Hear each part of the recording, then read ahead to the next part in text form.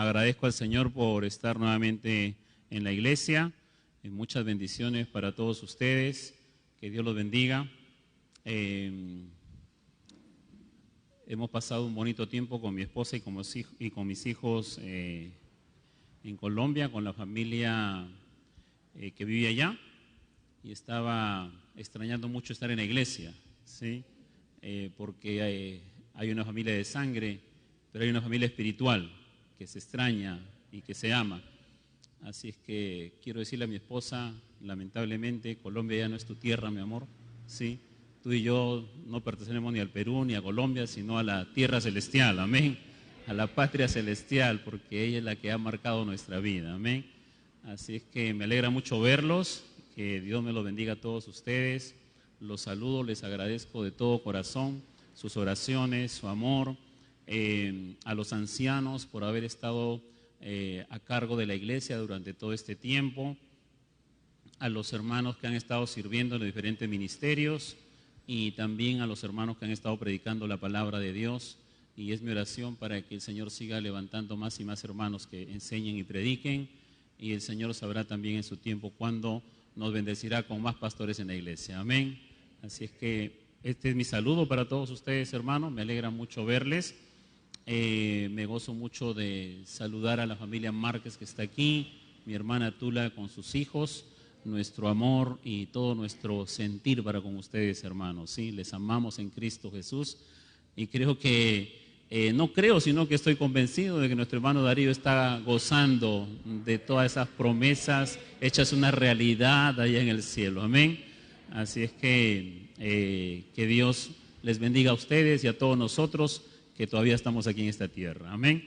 Pero no estamos solos, estamos en la iglesia del Señor y estamos con su Espíritu Santo que mora en nosotros y su bendita palabra, que es la que es el alimento diario, amén.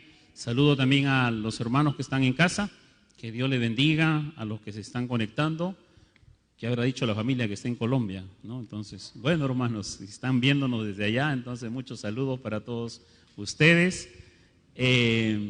Les extrañamos también, pero cada cosa tiene su tiempo, amén. Entonces, este es el lugar donde Dios nos ha puesto para convivir con nuestra familia espiritual y convivir, hermanos, hasta cuando Cristo venga, amén. Así es que aquí estamos nuevamente. Vamos a orar para disponer nuestro corazón y orar al Señor. Padre, te damos toda la honra y toda la gloria. Y pedimos, Señor mi Dios, que bendigas este tiempo de principio a fin.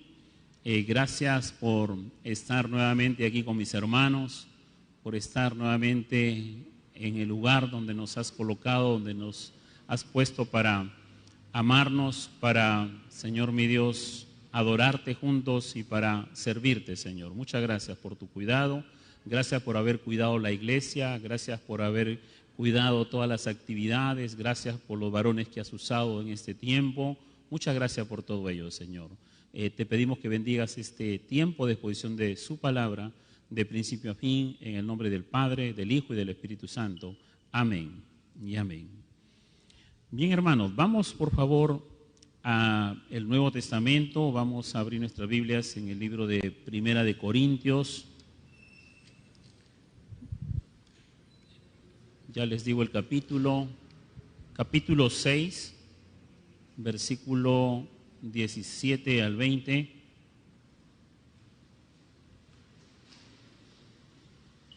Y también vamos a leer el capítulo siguiente, que es el capítulo 7, del 20 al 23. Primera de Corintios, capítulo 6, versículo del 17 al 20.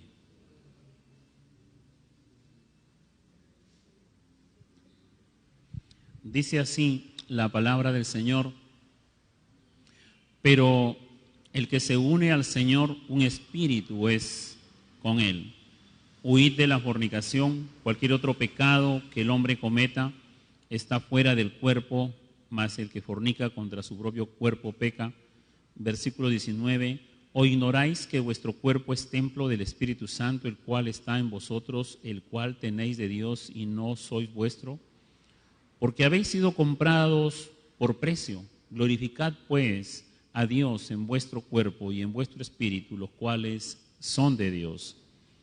El capítulo siguiente, del versículo 20 al 23, dice así: cada uno en el estado en que fue llamado, en él se quede.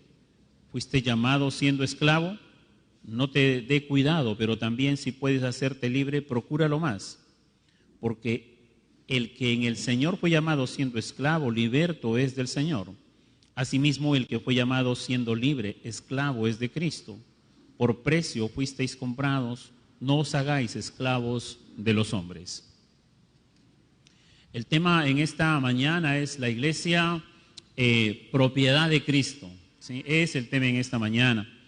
Y no me voy a referir a la propiedad del bien inmueble, ¿sí? No me voy a referir a los metros cuadrados y a los pisos que pueda tener una iglesia y a los espacios físicos, sino a las almas que han sido salvadas por la gracia y misericordia de Dios, ¿sí? La iglesia, propiedad de Cristo. Los pasajes que hemos dado lectura del capítulo 6 y del capítulo 7 corresponden a una carta inspirada por el Espíritu Santo dirigida a una iglesia, la iglesia que estaba en la ciudad de Corintios. Si ustedes me acompañan por un momento al capítulo 1, versículo 4 y 7, dice así: gracias doy a mi Dios siempre por vosotros, por la gracia de Dios que os fue dada en Cristo Jesús, porque en todas las cosas fuisteis enriquecidos en Él, en toda palabra y en toda ciencia. Una característica de esta iglesia de Corintio es que era rica, pero no se refiere a una riqueza material, sino a una riqueza en el conocimiento de la verdad de la palabra de Dios y en toda ciencia. Esta iglesia tenía esa característica, esa bendición, pero no solamente tenía esta bendición de esta riqueza del conocimiento de la verdad de Dios, sino, dice el versículo 6, así como el testimonio acerca de Cristo ha sido confirmado en vosotros. Es decir, el evangelio había sido confirmado en el corazón de esta iglesia. Y el versículo 7 dice: de tal manera que nada os falta en ningún don, esperando la manifestación de nuestro Señor Jesucristo. Otra gran bendición que tenía esta iglesia en Corintio es que no le faltaba ningún don. No le faltaba ningún don. ¿Cuántas iglesias hoy en la actualidad quisiéramos que no nos falte ningún don? Que todos los dones estén presentes en la iglesia, no solamente presentes, sino activos, ¿sí? Sirviendo al Señor, porque para eso el Espíritu Santo nos da dones. Pero Corintio tenía todos los dones, ¿sí? Los dones de la predicación, de la enseñanza, para ese entonces de la profecía, tenía todos los dones, ¿sí? Y no le faltaba ninguno, dice.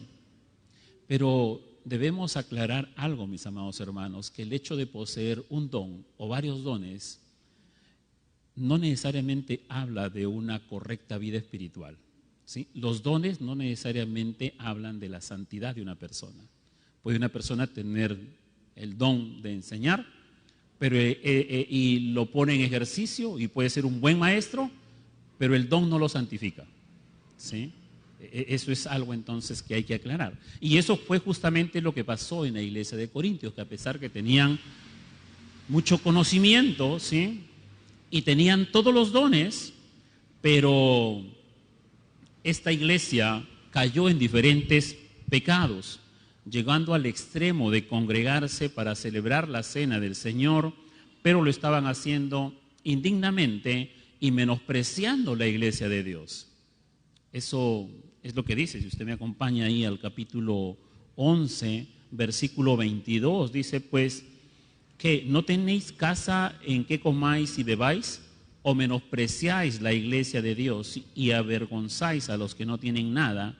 ¿Qué os diré? ¿Os alabaré? En esto no os alabo, dice el apóstol Pablo. Entonces, los asistentes, los congregantes estaban menospreciando la iglesia de Dios. Así es que tenía todas estas bendiciones, pero la iglesia había caído en diferentes pecados. Y la carta inspirada por el Espíritu Santo de Dios tiene el propósito de ayudar a la iglesia, de ayudar a los congregantes, de ayudar a estos hermanos a que reflexionen, que se den cuenta que reconozcan sus faltas y tomen decisiones de verdaderamente vivir y practicar una vida que honre a Dios, congregándose entonces para lo mejor, y que cuando llegue el momento de celebrar la Santa Cena lo hagan dignamente. Ese es el propósito. Y hoy nosotros como iglesia celebramos la Santa Cena del Señor. Así es que el mensaje en esta mañana está muy relacionado con el tiempo que hoy nosotros nos congregamos actualmente aquí en la iglesia local. Amén. Volviendo a los corintios, los hermanos de la iglesia de Corintio habían caído. ¿En qué pecados habían caído? A pesar de todas estas bendiciones que menciona los primeros versículos del capítulo 1, primero que todo habían caído en una división. Eso nos habla el capítulo 1, porque algunos decían: yo soy discípulo de Pablo. No, a mí Pablo no me gusta cómo predica porque él es muy duro. Yo mejor soy discípulo de Apolos, ¿sí? No, yo soy discípulo de Cefas porque con Cefas tengo más amistad. Entonces, había una división en la iglesia. Cada uno tenía entonces una apreciación particular sobre los líderes, y esto causaba división, ¿sí? Causaba división en la iglesia. Otro pecado que vemos en el capítulo 5, por ejemplo, había un pecado de inmoralidad sexual que estaba afectando a toda la iglesia y que no se estaba tratando. Entonces, y esto estaba afectando a la congregación. El capítulo 6 vemos que habían pleitos entre los hermanos y que no estaban siendo solucionados dentro de la iglesia por los mismos hermanos, sino que los hermanos estaban acudiendo al fuero civil. Y Pablo dice: ¿cómo puede ser posible eso, hermanos? ¿Cómo ustedes no pueden solucionar estos problemas, estas diferencias que tienen, en lugar de acudir a los líderes de la iglesia, a los ancianos de la iglesia? Entonces ustedes están acudiendo al fuero civil directamente, como si no tuvieran ustedes sabiduría para poder solucionar sus problemas. Este era otro problema que tenía la iglesia. Eso está en el capítulo 6. El capítulo 6 también nos habla que algunos estaban entregando sus cuerpos a la fornicación, y es de ahí donde hemos dado lectura acerca entonces de el verso que dice: pero el que se une al Señor, un espíritu es con él. Los matrimonios también estaban en dificultad, estaban en pecado, tenían problemas las parejas matrimoniales, porque tenían dificultades en sus relaciones íntimas, y por eso el capítulo 3 del versículo 7 dice: el marido cumpla con la mujer el deber conyugal, y asimismo la mujer con el marido. Ambos no estaban cumpliendo con sus deberes conyugales, y esto estaba generando problemas íntimos en la pareja. ¿Qué más había? También había que los solteros y solteras tenían serios problemas en el área sexual, habían caído en fornicación. Había también discusiones entre los hermanos de la misma iglesia por la clase de comida que estaban comiendo. Y como allí habían algunos hermanos de trasfondo judío, entonces señalaban a los gentiles porque comían algunas comidas que estaban prohibidas por la ley. Y eso era una discusión por lo que comían, ¿sí? Pero Pablo lo aclara muy bien, o mejor dicho, el Señor, mediante su sabiduría perfecta, lo aclara muy bien a través del Espíritu Santo. Y el capítulo 8, versículo 8 dice lo siguiente: si bien la vianda no nos hace más aceptos delante de Dios, ante Dios, pues ni porque comamos seremos más, ni porque no comamos seremos menos, dice. Entonces ahí está la solución que trae, ¿no? Entonces el Espíritu Santo a la iglesia para este problema que los hermanos que se señalaban: ¿por qué comes esto? ¿Por qué comes lo otro? Pero esto entonces la ley lo prohíbe, esto ha sido dedicado a los demonios. Entonces, pero habían estos problemas, estas discusiones entre los hermanos. Había también un trato irrespetuoso hacia Pablo y otros líderes de la iglesia. Por eso es que el capítulo 9, Pablo apela al derecho apostólico, que no se lo ha dado ningún hombre, que no se lo ha dado Pedro, ni Juan, ni Santiago, ni Bernabé, no, sino que es un derecho apostólico directamente que venía de Jesucristo. Pero había este trato irrespetuoso hacia los líderes de la iglesia. Algunos, y para concluir de citar nada más hasta el capítulo 11, porque del capítulo 12 hay más problemas que tenía la iglesia de Corintios, habían muchos que estaban teniendo prácticas idolátricas y a la vez sin ningún reparo participaban de la mesa del Señor. Y eso está en el capítulo 10, la exhortación que hace, ¿no? No podéis, capítulo 10, versículo 21, no podéis beber la copa del Señor y la copa de los demonios, no podéis participar de la mesa del Señor y de la mesa de los demonios, o provocaremos a celo al Señor, ¿somos más fuertes que Él? Había también este pecado, los hermanos, las personas, los congregantes allí, los hermanos estaban entonces teniendo una doble vida. Lo terrible era que el día que se celebraba la Cena del Señor, que es el momento en que la iglesia conmemora la obra de Cristo en la cruz y la tumba vacía, ¿sí? Con lo cual nos da salvación y vida eterna, y que ese momento de conmemorar ese evento salvífico de nuestro Salvador, la iglesia se reúne para tener unidad, para ser llamada más al amor, a la consagración, a la santidad, a la adoración, al compromiso y al servicio. Ese debería ser el espíritu de ese momento, pero los corintios no tenían eso en mente.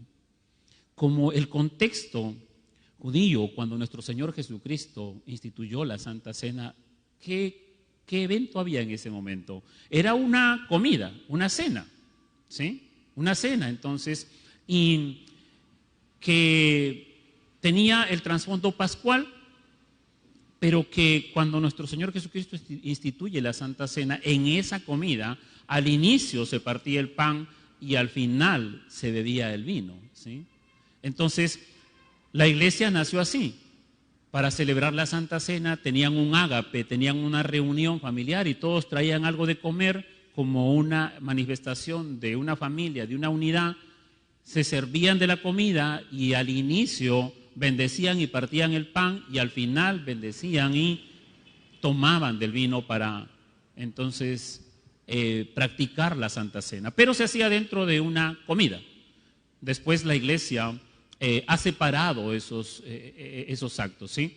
Por eso es que nosotros no traemos cada uno nuestra comida y hacemos un ágape y después entonces al comienzo de iniciar ese ágape, primero comemos el pan y al final para despedirnos tomamos del vino, no, sino que hemos separado los elementos del pan y del vino, entonces como algo sagrado y especial de la comida, ¿sí? Pero los corintios tenían esta práctica. Entonces algunos traían sus grandes potajes, pero como no todos eran de la misma condición social, habían ahí algunos ricos y habían pobres, que no tenían que traer, lo que traían era muy poco, o algunos no traían nada. Pero entonces el grupo que traía a lo mejor, ellos solo se servían y no compartían con los que no traían nada. Pero igual se deleitaban de los potajes y después eran acompañados por bebidas. Y así, en un estado de embriaguez, no tenían ningún reparo en participar del pan y del vino del Señor. Eso es lo que el capítulo 11, Pablo reprende a la iglesia, exhorta a la iglesia, ¿sí? Y como dice del versículo 27 del capítulo 11, dice, de manera que cualquiera que comiere este pan o bebiere esta copa del Señor indignamente será culpado del cuerpo y de la sangre del Señor. Por tanto, pruébese cada uno a sí mismo y coma así del pan y beba de la copa, porque el que come y bebe indignamente sin discernir el cuerpo del Señor, juicio come y bebe para sí, por lo cual hay muchos enfermos y debilitados entre vosotros y muchos duermen. Si pues nos examinásemos a nosotros mismos, no seríamos juzgados, mas siendo juzgados no somos castigados por el Señor para que no seamos condenados con el mundo. Así que, hermanos míos, cuando reunís a comer, esperaos unos a otros. Y si alguno tuviere hambre, coma en su casa, para que no os reunáis para juicio. Las demás cosas las pondré en orden cuando fuere, dice el apóstol Pablo. Lo peligroso en lo que ellos estaban cayendo y el gran error del cual no estaban tomando en cuenta y simplemente cada vez que se reunían para su ágape, de una manera irreverente y embriagados participaban del pan y del vino, los corintios son exhortados a través de esta epístola para hacerle ver que esta forma en la que ellos estaban participando era una forma indigna de la cena del Señor, porque el que lo hace es culpado del cuerpo y de la sangre del Señor. y está comiendo y bebiendo juicio para sí. Y eran juzgados con un juicio que no implicaba la pérdida de la salvación, sino la vida misma. ¿Mediante qué? Mediante dolencias, mediante enfermedades y aún la misma muerte. Eso es lo que quiere, lo que está diciendo los versículos del 27 al 32, ¿sí? Entonces, esta era la situación de la iglesia. Una iglesia de la cual todos quisiéramos tener todos los dones, rica en conocimiento, pero que había caído en pecado a tal punto que participaban de la cena del Señor indignamente. Pecados sexuales, pecados matrimoniales, pecados entre hermanos, pecados de idolatría, ¿sí? ¿Cuál es la causa que conllevó a los miembros de Corintios a este estado? ¿Cómo es que una iglesia enriquecida espiritualmente en toda palabra, ciencia y con todos los dones pudo llegar a este estado calamitoso espiritualmente? ¿Cuál fue la causa? ¿Cuál fue la razón? Parece increíble, ¿verdad? Pero esa es la realidad, porque la palabra de Dios aquí es una verdad, ¿sí? La respuesta que yo tengo, de una de las cuales, entre las muchas que pueden haber, es que a los miembros de la iglesia de Corintios le faltó comprender que son propiedad de Cristo. Les faltó comprender que su cuerpo total, su ser total le pertenece a Cristo. Les faltó comprender que tenían que ver a Jesucristo no solamente como el Salvador, sino que también tenían que verlo como su Señor, como su Señor. Entonces, en esta mañana vamos a estudiar que somos propiedad de Cristo, ¿sí? Que somos propiedad de Cristo para evitar tener una relación superficial con Jesucristo y con su iglesia. Y evitar también llevar una vida que ofenda a nuestro Dios, a quien alabamos, a quien adoramos, ¿sí? Del cual el corazón palpita, pero muchas veces solamente palpita de emoción, pero no hay realmente un entendimiento y una comprensión de que Cristo es nuestro Salvador y nuestro Señor, ¿ya? Y nuestro Señor. Así que espero que tanto usted como yo reafirmamos en esta mañana al finalizar esta exposición diciendo: Jesús es mi Salvador y mi Señor, ¿sí? El Evangelio de Jesucristo no puede ser separado, hermano, de su señorío. No puede ser separado de su señorío, ¿sí? Si usted me acompaña por un momento al capítulo 1, versículo 1 y 2 de Corintios, 1 Corintios,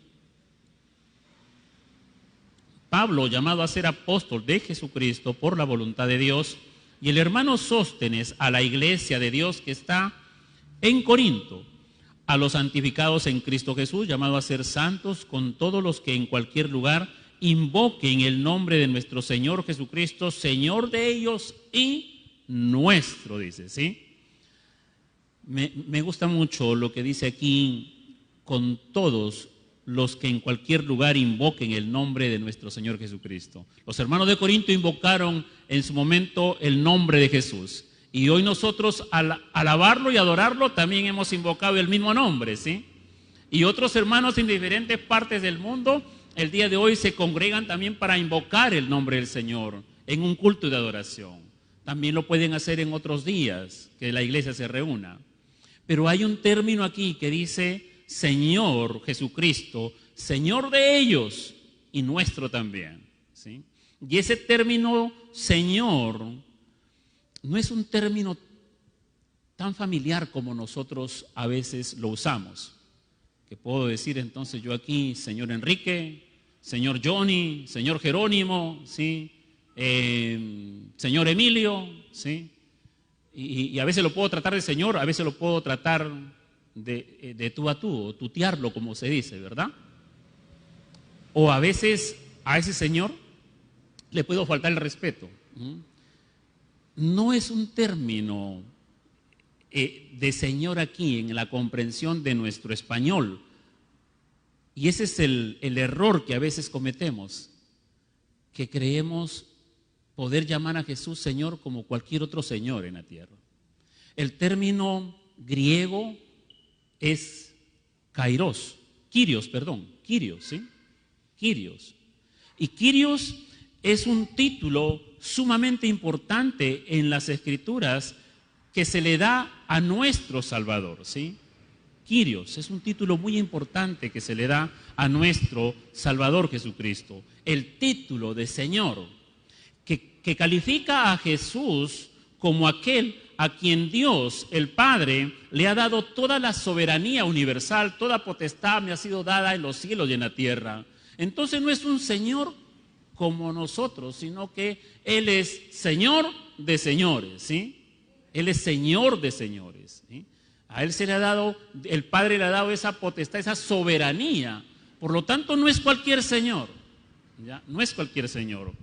Esta palabra griega, Kyrios, también se refiere a un hombre en la antigua cultura griega que era rico y que debido a su riqueza podía poseer esclavos.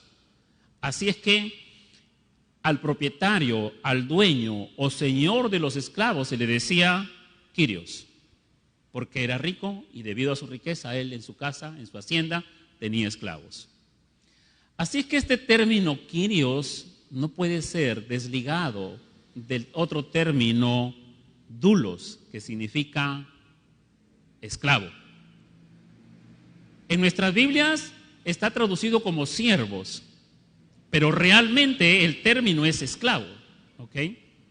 Y en la Biblia encontramos muchos títulos que cada uno de nosotros podemos apropiarnos, el que más nos guste, el que más nos haga de repente sentir bien en nuestra comunión con Dios. Por ejemplo, puede usted llamarse soy discípulo de Jesús, soy oveja de Jesús, soy oveja de su prado. Algunos también pueden llamar a Jesús mi fiel amigo, ¿sí? Hay otros títulos de hijos de Dios, soy hijo de Dios, soy hija de Dios. Hay otros títulos más especiales de repente, como por ejemplo, soy la niña de sus ojos, soy linaje escogido, soy real sacerdocio, soy nación santa. Yo soy cabeza, pero no cola. Entonces cada uno de nosotros podemos escoger cualquiera de estos títulos y de repente así los tomamos. Y no está mal que lo tomemos. Cualquiera de nosotros podemos decir, yo soy la niña de sus ojos, soy la niña de Dios, ¿sí? No, yo soy real sacerdocio del Señor. Yo soy nación, nosotros somos nación santa del Señor, ¿sí? Entonces, o poder decir, yo soy un especial tesoro para Dios. Y está siendo bíblico, ¿sí? No está fuera de la Biblia. Pero mis amados hermanos, ¿sí? Cuando a Jesús se le da el título de Kyrios, ¿sí? Él nos llama también con toda su autoridad como Señor de señores, nos llama doulos, ¿sí? No solamente la niña de sus ojos, no solamente el especial tesoro, no solamente oveja de su prado, no solamente real sacerdocio, sino esclavos de él, ¿sí? El término es doulos, ¿sí? Entonces Pablo y otros que experimentaron la salvación por gracia se llamaron a sí mismos, seguramente en momentos especiales se habrán llamado también, somos especial tesoro de Dios, somos su real sacerdocio, somos su nación santa, en algunos momentos especiales seguramente. Pero lo que ha quedado registrado en la palabra de Dios, en la Escritura, es que estos hombres, tanto Pablo, Juan, Pedro, Santiago y otros más como Timoteo, ¿sí? Se llamaron somos esclavos de Cristo. Por eso dice la Escritura, Juan su siervo. Como le digo, la traducción al español ha sido siervo, ¿sí? Pero realmente es esclavo. Eso está en Apocalipsis 1:1. Simón Pedro, siervo y apóstol de Jesucristo, segunda de Pedro 1:1. Santiago, siervo de Dios, Santiago 1:1. Pablo y Timoteo, siervos de Jesucristo, Filipenses 1:1. Así se llamaban ellos. Al identificarse estos hombres como siervos, como doulos, como esclavos, estaban transmitiendo, escuche bien, con toda claridad y con toda convicción que estaban en una condición de haber sido comprados y que eran propiedad exclusiva de quien había pagado un precio por ellos. Por eso usaban el término doulos, ¿sí? Ellos estaban transmitiendo, ¿sí?, a otros hermanos y cualquier persona que ellos estaban en un estado de que habían sido comprados y que ahora eran propiedad exclusiva de aquel que había pagado un precio por ellos. Particularmente Pablo lo aplica a sí mismo, pero también a todo el pueblo de Dios cuando dice en el versículo 20 que hemos leído: porque habéis sido comprado por precio, glorificad pues a Dios en vuestro cuerpo y en vuestro espíritu, los cuales son de Dios. Habéis sido comprados por precio. Y el versículo 22 del capítulo 7 que hemos leído, también dice lo mismo, dice: por precio fuisteis comprados. Por precio fuisteis comprados. Así que el término comprados nos recuerda ¿a qué? A una tienda, a un mercado, a un bazar, ¿sí? Porque es ahí donde uno compra algo, ¿verdad? Principalmente. Y para el contexto, cuando se escribió esta epístola, ¿sí?, los romanos estaban acostumbrados a ir a un lugar llamado Ágora, ¿sí? Un lugar llamado Ágora. En ese lugar se compraban y se vendían esclavos. En ese lugar se compraban y se vendían esclavos. Y eran comprados pagando un precio establecido. Así es que el que compraba un esclavo se convertía en amo y señor de ese esclavo para toda la vida del esclavo, o hasta cuando él de repente lo lleve nuevamente al mercado y haga una transacción comercial nuevamente. O también si es que el esclavo alcanzaba su libertad. ¿Okay? Pero generalmente era su amo para toda la vida. Y es esa referencia, esa ilustración cultural, la que el Espíritu Santo está usando para corregir a la iglesia de Corintios, que ha caído en estos pecados, porque se han olvidado de algo, de que Cristo es su amo y su Señor. De que Cristo es su amo y su Señor. Ya que la situación general del hombre es de esclavitud a causa del pecado. ¿Y cómo es el hombre cuando está esclavo del pecado? Está bajo el poder y el control de Satanás, ¿sí? El hombre está, como dice la palabra, está muerto espiritualmente, y nosotros hemos estado así. Hemos estado esclavos del pecado, esclavos de las cosas de este mundo, esclavos de Satanás. ¿Por qué? Porque estábamos muertos en nuestros delitos y pecados. ¿Quién de nosotros podía liberarse de eso? Todos éramos incapaces de realizar algo que nos libere de ese estado. ¿Cuántos han intentado? ¿Cuántos lo intentaron, mejor dicho, liberarse de esa situación pecaminosa? Y nunca lo pudimos conseguir por nuestras propias fuerzas. Porque solo se puede recuperar la libertad de esa condición de esclavitud de pecado mediante la acción de que otro realice, ¿sí?, a nuestro favor. ¿Y quién realizó esa acción a nuestro favor? Jesucristo, por su gracia. Jesucristo, por su gracia. Lo que el texto bíblico dice es que Cristo liberó a los pecadores comprando su libertad del pecado, ¿sí? Comprando su libertad del pecado. Para esto, Jesucristo tuvo que pagar un alto precio por cada creyente para liberarlo de esa condenación, del pecado y de la condenación futura, ¿sí? Estas palabras de ese precio de Jesucristo apuntan ¿a qué? Apuntan a la muerte de Jesús en la cruz del Calvario. Ese fue el alto precio, ¿sí?, que Él pagó por nuestra redención, por nuestra salvación.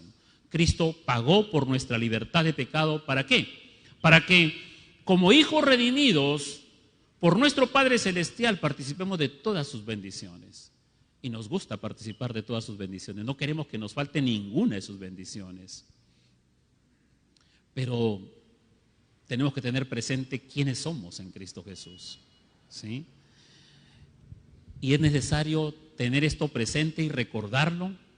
O quizás de repente muchos aquí por primera vez dicen que eso dice la Biblia, que yo soy esclavo de Cristo. Si supiera, entonces, si hubiese sabido eso, quizás no hubiese seguido esta fe. Pero eso es lo que dice la verdad de la palabra de Dios, ¿sí? Porque mi amado hermano y hermana que están aquí, los que nos están oyendo, ¿sí?, Esta condición, ¿sí? Esta condición de esclavos y este título de Kyrios, de Jesús, debe afectar nuestra forma de pensar, debe afectar nuestra manera de vivir. ¿Por qué? Porque ahora hay un cambio de dueño, ha habido un cambio de dueño, ¿sí? Ahora los creyentes ya no pertenecemos al control de Satanás, ahora somos de Cristo, ¿sí? Ahora somos de Cristo. No podíamos de ninguna forma, de ninguna manera, no había ningún poder en nosotros, tampoco había algún poder humano que nos hubiese podido liberar de eso. Fue Jesucristo mismo quien nos compró con precio, con su sangre preciosa en la cruz del Calvario, ¿sí? Así es que hemos pasado, por lo tanto, no solamente de muerte a vida, ¿sí? No solamente de las tinieblas a la luz admirable, sino que, mi amado hermano, hemos pasado a ser propiedad legítima de Jesucristo, ¿sí? Propiedad legítima de Cristo. Somos propiedad de Cristo. Si usted considera este alto precio pagado por su libertad, mediante el cual Jesucristo lo ha hecho suyo, ¿sí? No solamente lo ha salvado, sino que lo ha hecho suyo, cambiará radicalmente su manera de pensar, cambiará radicalmente su estilo de vida, cambiará radicalmente su forma de relacionarse con su Señor Jesucristo y la forma de relacionarse con la iglesia de Jesucristo. Cambiará radicalmente, ¿sí? Este precio pagado, como les he dicho, fue la sangre del Hijo de Dios, y eso debe producirnos en nuestro corazón algo que nos debe constreñir. No sé si esa es la palabra correcta, pero quiero leer realmente lo que dice 2 Corintios 5, del 14 al 15. Porque el amor de Cristo nos constriñe, dice, ¿sí? Produce algo dentro de nosotros, nos constriñe, pensando esto, que si uno murió por todos, luego todos murieron y por todos murió, para que los que viven ya no vivan para sí, sino para aquel que murió y resucitó por ellos, ¿sí? Entonces, amado hermano, si Cristo nos pagó con ese precio, con ese alto precio de su propia vida y su sangre preciosa en la cruz del Calvario, ¿sí? Entonces, mi amado hermano, nosotros ya no debemos vivir para nosotros mismos, sino que debido a esta obra de Cristo Jesús, debemos nosotros vivir para aquel que murió y resucitó por nosotros, ¿sí? Por nosotros. Entendiendo esto, debe haber una respuesta en nuestro corazón, y no solamente un amén que algunos han respondido. Ojalá todos hubiesen respondido a una sola voz, amén.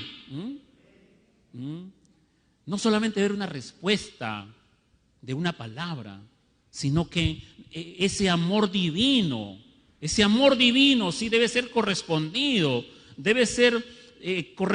con un compromiso de cada uno de nosotros de manifestar en nuestra vida la gloria de Dios, porque eso es lo que dice el versículo 20 del capítulo 6 que hemos leído, porque habéis sido comprados por precio, que dice, glorificad pues a Dios en vuestro cuerpo.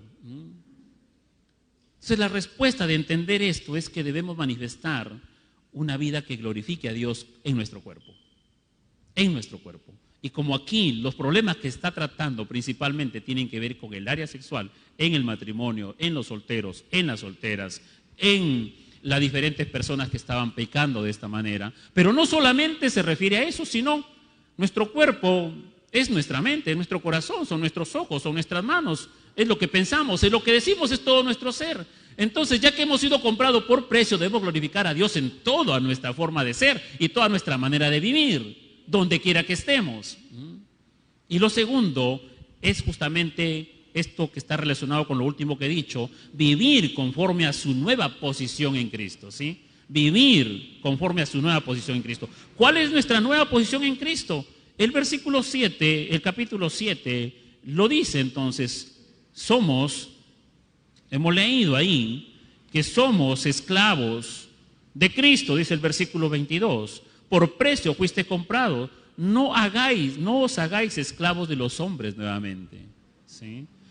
Tenemos que vivir conforme a esa nueva posición en Cristo. No podemos entonces hacernos nuevamente esclavos de los hombres, esclavos de las cosas de este mundo, esclavos de las cosas que este mundo nos ofrece, esclavos de los pasatiempos, esclavos entonces de los videojuegos, esclavos de las pasiones de este mundo, esclavo entonces de las cosas que este mundo ofrece y que no dan ningún crecimiento y no ayudan en nada en nuestra santidad. No nos hagamos esclavos nuevamente de las cosas, de los rudimentos de este mundo, sino que hemos cambiado de posición, ¿sí? Hemos sido liberados de la esclavitud del pecado para ser esclavos de Cristo. Así que, mis amados hermanos, entonces, Jesús no solo es tu Salvador, Él a su vez es tu Señor, tu amo, tu dueño, ¿sí? Él es no solamente tu Salvador, Él es tu amo, tu Señor, el dueño de tu vida, ¿sí? ¿Por qué? Porque te ha comprado, ¿sí? Te ha comprado, ¿sí? Te ha comprado con su propia vida. Este término también lo encontramos relacionado en el Antiguo Testamento. Dios no cambia, ¿sí? Cuando queremos predicar una doctrina tenemos que encontrarla tanto en el Antiguo Testamento como en el Nuevo para realmente compartirla. En el Antiguo Testamento no había venido todavía Cristo a pagar ese alto precio, ¿sí? Pero cuando Dios escoge a su pueblo, también lo llama como un pueblo que sea también su siervo, que le pertenezca. Por eso Levítico 25, 51, si usted me acompaña, si tiene ahí su Biblia, puede abrirla y vamos a leer Levítico 25, 55. Dice: porque mis siervos son los hijos de Israel, son doblemente siervos míos, a los cuales saqué de la tierra de Egipto, yo Jehová vuestro Dios, dice, ¿sí?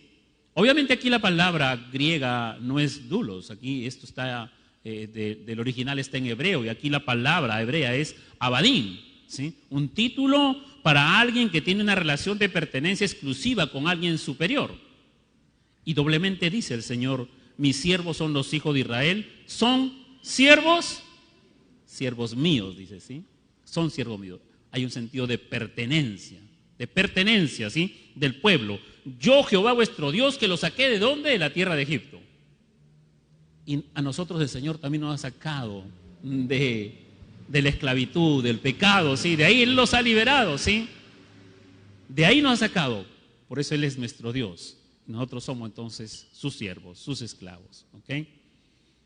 Y el pueblo de Israel así fue llamado, ¿sí? Cuando ustedes que han leído Lucas capítulo 1, versículo 54, cuando María hace el cántico, se refiere a Israel, su siervo, dice, ¿sí? Su siervo. Y así fue llamado Moisés, siervo de Dios, dice Apocalipsis 15:3. Los profetas, su siervo, dice Apocalipsis 17. David era rey de Israel, ¿sí? Pero por más que fuese rey de Israel, Dios lo llama en el Salmo 89:20, dice: David, mi siervo, le dice. David, mi siervo, ¿sí? David, mi siervo. Así que, amados hermanos, vemos entonces que en el Antiguo Testamento el pueblo de Israel era siervo del Señor. Los sacerdotes eran siervos de Dios. Los levitas eran siervos de Dios. Los profetas eran siervos de Dios. Los reyes también siervos de Dios. Isaías, cuando profetiza acerca de Jesucristo, también lo llama siervo, ¿sí? El siervo sufriente. Y cuando vemos en el libro de Filipenses capítulo 2, volviendo entonces al Nuevo Testamento, Filipenses capítulo 2, versículos 5 al 7, dice: haya pues en vosotros este sentir que hubo también en Cristo Jesús. Que haya en nosotros este sentir que hubo en Cristo Jesús. ¿Cuál sentir, Señor? El cual, siendo en forma de Dios, no estimó el ser igual a Dios como cosa que aferrarse, sino que se despojó a sí mismo, tomando forma de siervo, dice. El término griego aquí es doulos también, esclavo, ¿sí? Siervo, hecho semejante a los hombres. Y estando en la condición de hombre, se humilló a sí mismo, haciéndose obediente hasta la muerte y muerte de cruz. Así es que tenemos un gran ejemplo, el de nuestro Señor Jesucristo allí, que Él entonces toma la forma de dulos, de siervo. Y como siervo no era libre, ¿sí?, sino que estaba sujeto a la voluntad y a las órdenes del Padre. Por eso es que se humilló, dice aquí, en la condición de hombre, se humilló a sí mismo, haciéndose, ¿qué dice? Obediente. Y obediente hasta la muerte y muerte de cruz. Y muerte de cruz. Por lo tanto, amados hermanos, hay este mismo concepto en el Antiguo Testamento acerca del pueblo de Dios. Y nosotros somos el pueblo de Dios también. Amén. Todo el Nuevo Testamento está en los evangelios, en las epístolas, ¿sí? Apocalipsis 10 veces dice siervos de Jesucristo, siervos de Dios, ¿sí? Dulos, esclavos, ¿sí?, de Dios, esclavos de Cristo. La iglesia naciente del primer siglo tenía muy claro esto. Los apóstoles tenían claro, por eso decían, somos siervos de Cristo, ¿sí? Lo tenían muy claro. Y cuando ellos enseñaban, también le enseñaban a otros, como Timoteo, la segunda generación, y después los dejaban a cargo de las iglesias para que ellos también den esta enseñanza. Y cuando la iglesia se desviaba de este concepto, como la iglesia de Corintio, entonces el Señor, todavía que estaba trayendo revelación, ¿sí?, traía la corrección a través de una epístola. Pero ¿qué ha pasado con el tiempo? Con el tiempo, mis amados hermanos, ingresaron conceptos más modernos que fueron dejando de lado la verdad bíblica de ser dulos de Jesucristo. ¿Por qué? Porque es un término ofensivo culturalmente para los asistentes, especialmente para los nuevos y aún más para los que venían de un trasfondo de esclavitud. Entonces, para no ofenderlos, hay que decirles solamente que son el especial tesoro, que son el real sacerdocio. Nada más hay que decirle que son la niña de los ojos de Dios. Nada más hay que decirle que son hijos de Dios. Pero ídolos, no, eso no le podemos decir porque vamos a ofenderlos. Y no hay que ofenderlos. Con el tiempo, la iglesia moderna, ¿sí?, ha retirado este término de su predicación, ¿sí? La idea de un cristiano como esclavo y Cristo como Señor está fuera totalmente del vocabulario cristiano evangélico contemporáneo. Este concepto se opone a los conceptos nuevos tan arraigados culturalmente el día de hoy, como libertad, realización personal, autosatisfacción, respeto, autonomía, mi vida, mis derechos. La iglesia moderna, con el pasar de los tiempos, ha venido incorporando conceptos y adoctrinando a sus asistentes para que se puedan acercar a Dios y a la vez seguir llevando una vida autónoma, limitando a Dios a ciertas áreas de su vida nada más. Limitando a Dios a ciertas áreas de su vida nada más. Esta clase de enseñanza lo único que ha logrado es alejar a los creyentes de la verdad bíblica, de su responsabilidad hacia Jesucristo como el Señor absoluto de sus vidas. ¿Sí? Muchos congregantes, y usted seguramente ha escuchado, que utilizan esta frase: Cristo, tu fiel amigo. ¿Será verdad o será mentira eso?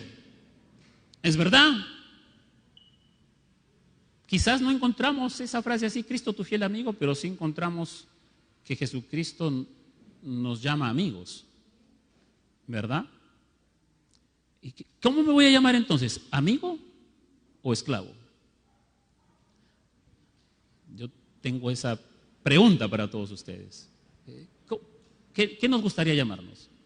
Mejores amigos, ¿verdad? Esclavo, ¿no? Pero vamos a ver qué dice la Biblia, hermanos. Yo no tengo que dar una respuesta a eso. Vaya usted a Juan, capítulo 15. Juan, capítulo 15, versículo 14. Podemos leer desde el 13 en adelante. Nadie tiene mayor amor, Juan capítulo 15, versículo 13 en adelante. Nadie tiene mayor amor que uno ponga su vida por sus amigos. Vosotros, dice Jesús, sois mis amigos. ¿Sí? Ahí está. Ahí dice. Entonces, ¿podemos llamar a Jesús mi amigo? Sí. Siempre y cuando dice lo siguiente: vosotros sois mis amigos si hacéis lo que yo os mando, dice, ¿sí? Entonces Jesús no renuncia a su título de Señor, ¿sí? Él no renuncia a eso. Él sigue siendo el Señor, ¿sí? Él sigue siendo el Señor. Y sí, dice, lo voy a llamar mis amigos, pero si es que tú haces lo que yo te mando. ¿Y cuántas veces ustedes han hecho lo que sus amigos le han mandado? Ustedes han escogido hacer o no hacer caso a su amigo. Ahí está entonces muchas veces el gran error que se comete en las iglesias cuando usamos un término y no lo llegamos a comprender totalmente. Nosotros somos esclavos y amigos de Cristo. Esos somos nosotros, ¿sí? Adicionalmente a todos los otros términos que les he mencionado. Ovejas, rebaño, pueblo de Dios, nación santa, también somos esclavos y amigos, las dos cosas. ¿Por qué las dos cosas? Aquí lo dice. Ya no os llamaré siervos, ya no os llamaré dulos, porque el siervo no sabe lo que hace su Señor, pero os he llamado amigos, porque todas las cosas que oí de mi Padre os lo he dado a conocer. El principio fundamental es este. El principio fundamental aquí es de obediencia, ¿sí? Primero que todo, el Señor ordena y espera obediencia. Y los que obedecen, entonces los llama amigos. Pero Él aclara una cosa y dice aquí, que ya no lo va a llamar siervos. ¿Por qué? Porque en el contexto cultural, un esclavo tenía que obedecer la orden que se le daba incondicionalmente y no se le tenía que dar ninguna explicación ni cuentas. Simplemente tenía que obedecer, entienda o no entienda. ¿Ya? Esa es la condición. Así era la relación. Pero nosotros no somos esclavos en esa condición, ¿sí? Sino que por eso dice el Señor Jesús que Él ya no le esconde nada a sus discípulos, no nos esconde nada a nosotros, sino que Él nos ha revelado todas las cosas como alguien le cuenta a sus amigos, ¿sí? Y dice que las cosas que el Padre le ha dado, Él se las transmite, ¿sí? Por lo tanto, eran mucho más que simplemente esclavos, también eran sus amigos y tenían el privilegio de conocer los pensamientos y los planes de Jesús. Y nosotros tenemos ese privilegio. A través de la revelación de la Escritura, conocer los pensamientos, ¿sí? Y los planes de nuestro Señor Jesucristo. Así que somos entonces no solamente amigos, ¿sí? Si hacemos lo que el Señor dice, sino que somos esclavos y amigos de Jesucristo. Amén. Muy bien, hermanos, entonces, hoy en día, para terminar, hay una influencia muy generalizada que niega la doctrina del señorío de Cristo, y esto se ve reflejado en un estilo de vida doble y una falta de compromiso e identidad con la iglesia del Señor. Una vida sin frutos para el reino de Dios. Personas que dicen ser creyentes pero no tienen ninguna responsabilidad con la iglesia del Señor.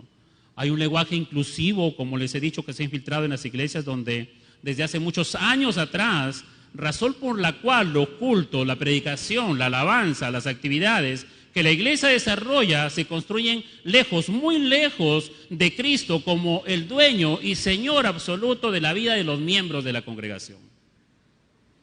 Lo que se ve en la iglesia moderna es una vida espiritual sin sentido de responsabilidad hacia Dios y mucho menos de someterse al señorío de Cristo. Por eso cuando a veces mis hermanos que están a cargo de un ministerio me dicen, pastor, vamos a hacer tal evento, Jesús, mi fiel amigo. Entonces a mí un poquito se me escarapela un poquito el cuerpo, ¿sí? Porque a veces de repente caemos en el pecado de no transmitir bien el mensaje. Entonces, si soy tu amigo, hoy soy tu amigo. Si mañana entonces tú me ves mal, ya dejo de ser tu amigo. Y algunas personas pueden relacionarse así con el Señor. Que si les pasa alguna situación, alguna calamidad, no, ya no me relaciono con Dios. Porque ¿cómo es un Dios así? Que no escucha mi oración, que no me atiende, que no me responde a mis oraciones. Yo he orado, he clamado, he ayunado, he hecho vigilias y al final entonces no me dio lo que le pedía. No es mi amigo. Entonces hay que tener mucho cuidado, ¿sí? Con este lenguaje inclusivo, ¿sí?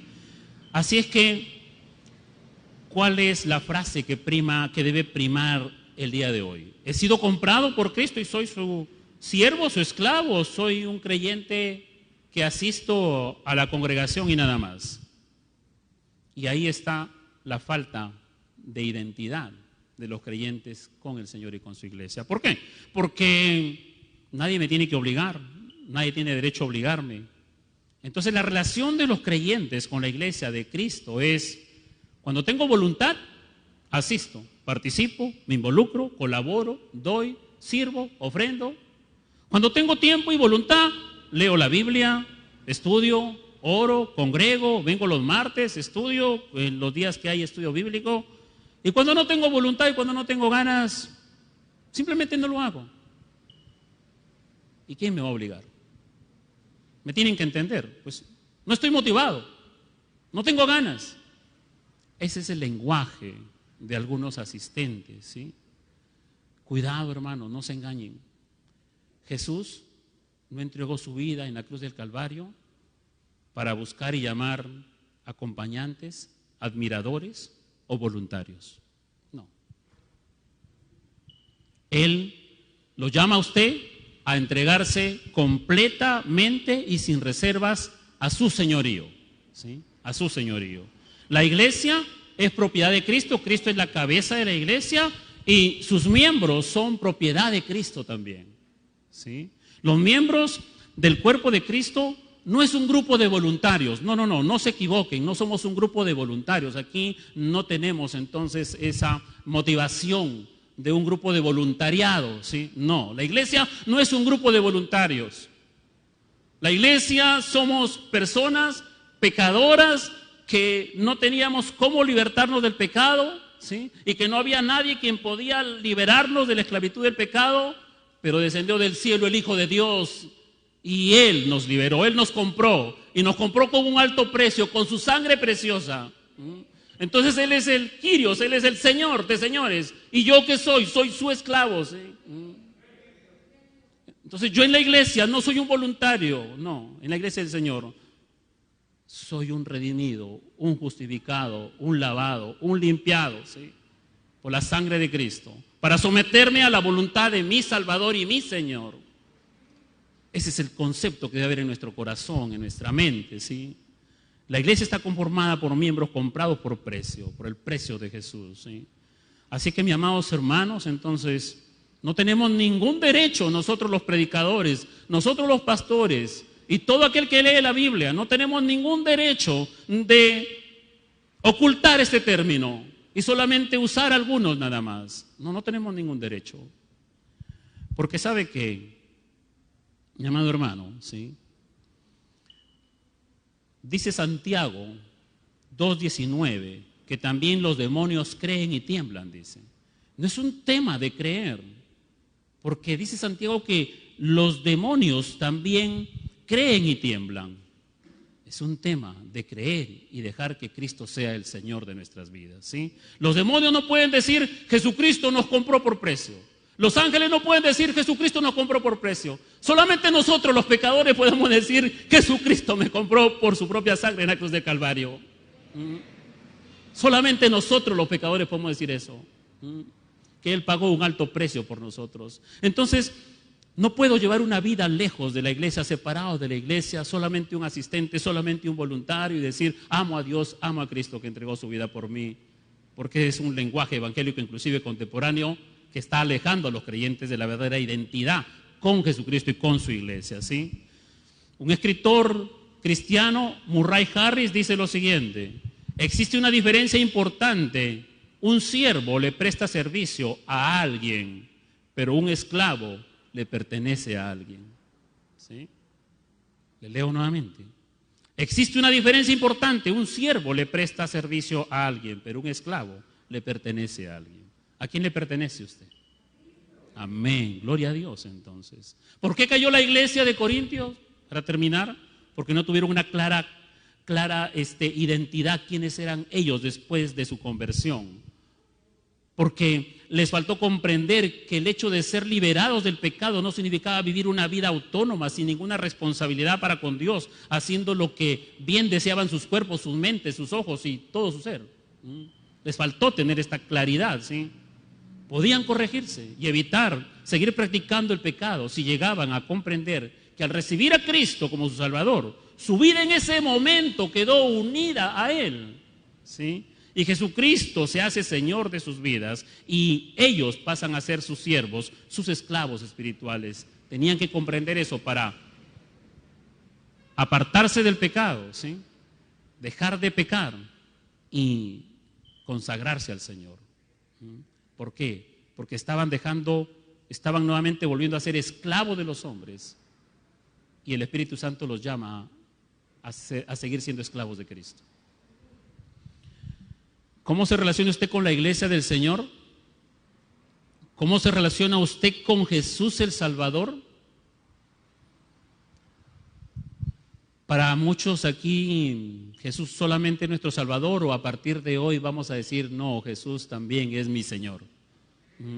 También es mi Señor. No solamente mi Salvador, sino es mi Señor. No podemos separar el evangelio del señorío de Cristo. Cristo no lo podemos dividir. No podemos escoger solamente una parte, la parte que nos conviene, que la justificación. Y después cuando nos tenemos que someter a Él y hacer su voluntad y obedecerle, no podemos separarnos. Estamos engañando, estamos practicando una religión, estamos asistiendo solamente y estamos acarreando más condenación y más pecado. Y encima si participamos de la Santa Cena lo hacemos indignamente.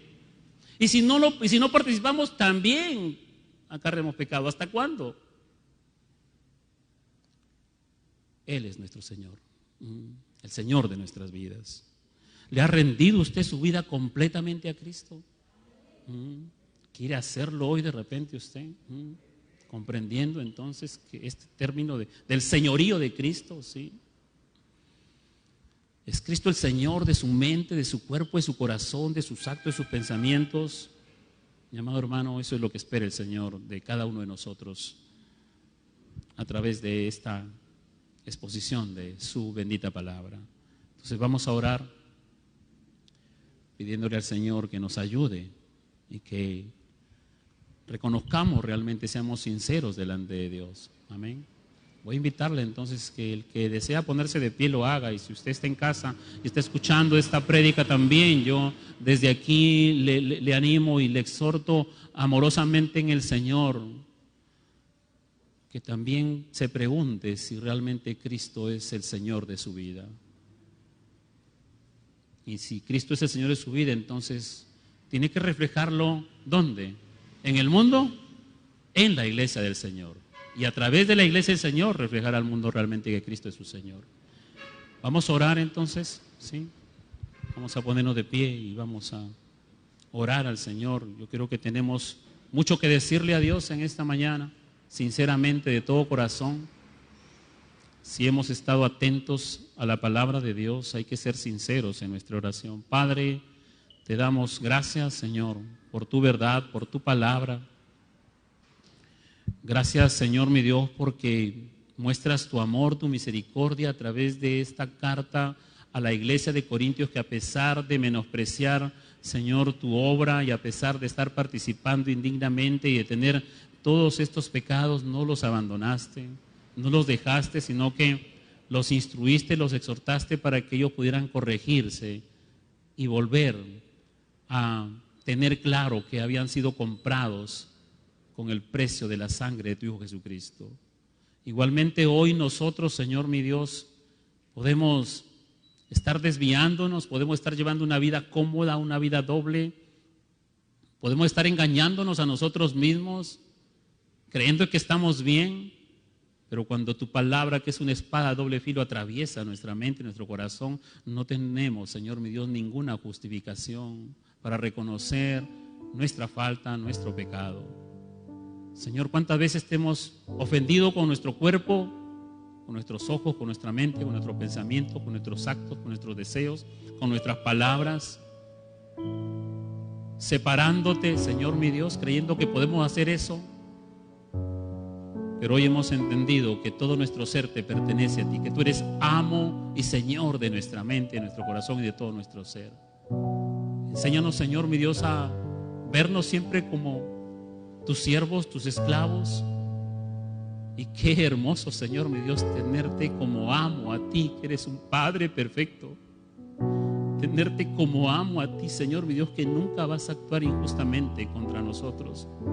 Un amo que nos atiende, un amo que nos sirve, un amo que nos provee para todas nuestras necesidades, un amo que nos ha amado con amor eterno amo que nos provee para todas nuestras necesidades y un amo que está allí para corregir nuestros corazones. Muchas gracias por lo perfecto que eres, Señor. Muchas gracias. Bendiga los corazones de las personas que están aquí, Señor. Es mi oración que puedan comprender esta hermosa verdad y no dejarse engañar por terminología, Señor, moderna en diferentes púlpitos que se predica sin honrar tu verdad. Gracias, Padre. Gracias por tu Espíritu Santo, que nos siga guiando a toda verdad. En el nombre del Padre, del Hijo y del Espíritu Santo. Amén y amén. Amén.